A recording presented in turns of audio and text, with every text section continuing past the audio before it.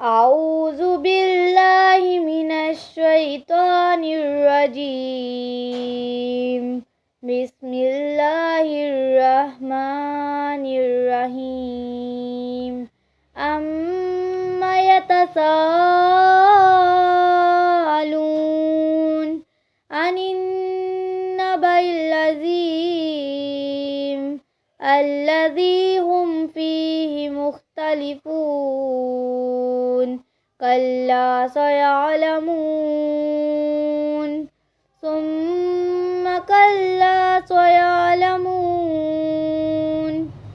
ألم نجعل الأرض مهادا والجبال أوتادا وخلقناكم أزواجا وجعلنا نومكم سباتا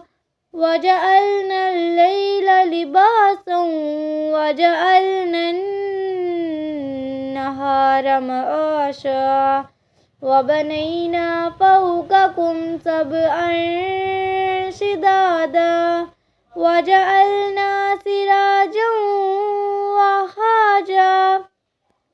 وأنزلنا من المعصرات ماء ثجاجا لنخرج به حبا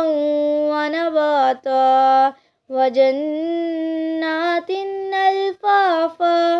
إن يوم الفصل كان ميقاتا يوم ينفخ في الصور فتأتون أفواجا وفتحت السماء فكانت أبوابا وسيرت الجبال فكانت سرابا إن جهنم كانت مرصادا للطاغين مآبا لابسين فيها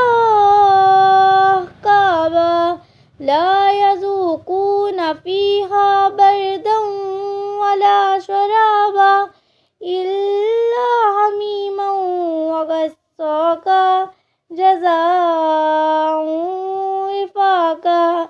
إنهم كانوا لا يرجون حسابا وكذبوا بآياتنا كذابا وكل شيء أحصيناه كتابا فذوقوا فلن نزيدكم إلا